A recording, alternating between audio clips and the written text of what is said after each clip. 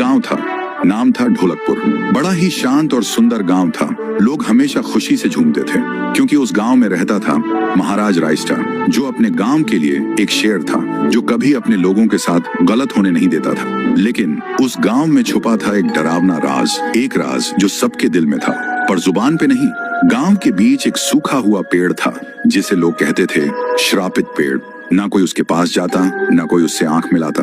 हर पूर्णिमा के अगले दिन उस पेड़ के नीचे एक लाश मिलती थी। लोग कहते रात में कोई आता है और लाश छोड़ जाता है, लेकिन कभी किसी ने कुछ देखा नहीं, और देखता भी कैसे। जो देखता वो अगले दिन पेड़ के नीचे होता था। एक दिन रायस्टार ने ठान लिया, बस अब और नहीं, इस राज का अंत मैं ही करूंगा, क्योंकि ढोलकपुर का नाम मिट्टी में मिल रहा था। फिर एक पूर्णिमा की रात रायस्टार चुपके से जाकर पेड़ के पास बैठ गया। रात के 2 बजे एक आवाज आई, थुम थुम थुम थुम थुम थुम थुम थुम थुम सहूर। और फिर वो पेड़ भूत में बदल गया। वो भूत कुछ अजीब सा था, एक भयानक शैतानी हंसी वाला चेहरा, आंखें बड़ी बड़ी। वो पेड़ चल के एक घर के गेट को जोर जोर से खटखटाने लगता है। तभी एक आदमी डर के मारे आवाज सुन के बाहर निकलता है। वो भूत अपने लकड़ी जैसे हाथ से एक ऐसा थप्पड़ मारता कि उसकी सांस वहीं थम जाती है, और उसी जगह उस लाश को ले जाता है और वापस फिर से पेड़ बन जाता था। देखते ही रायस्टार का दिल कांप जाता है, पर वो कुछ बोलता नहीं। सुबह लोग भीड़ में जमा हुए और रायस्टार ने पहली बार उस पेड़ से बात करने की कोशिश की। पेड़ के अंदर से एक आवाज निकली, क्या तुम सब भूल गए मुझे? रायस्टार बोलता है, तू कौन है?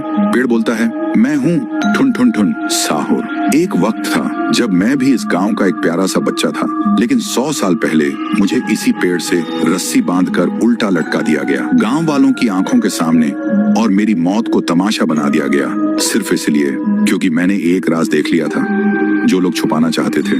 और उसी पल से मेरी रूह इस पेड़ से जुड़ गई। उस दिन से मैं इंसान नहीं, एक सज्जा बन गया, और हर पूर्णिमा में एक राजदार को चुनता हूँ और फिर उसे उसकी खामोशी का हिसाब देता हूँ। रायस्टार बोलता है, लेकिन अब तो वो लोग मर चुके हैं ना, जो तेरा कसूरवार थे। अब तू मासूम लोगों को क्यों मार रहा है? पेड़ कुछ देर चुप रहता है, फिर बोलता है, ठीक है, बस एक बार मुझे याद करो, एक दिया जला दो, फिर मैं कभी किसी को नहीं मारूंगा। फिर रात में सब लोग आते हैं, एक एक दिया जलाते हैं, और तभी पेड़ अपने आप से आग पकड़ लेता है, और आखिर में मुक्ति मिलती ठुन ठुन ठुन साहुर को। उस दिन के बाद गांव में कभी कोई लाश नहीं मिली। हर पूर्णिमा में लोग एक दिया जलाकर उसकी यादों को जिंदा रखते हैं, क्योंकि अगर भूल गए तो सपने में एक आवाज सुनाई देती थी, थुम थुम थुम थुम थुम थुम थुम थुम थुम सहूर। एक गांव था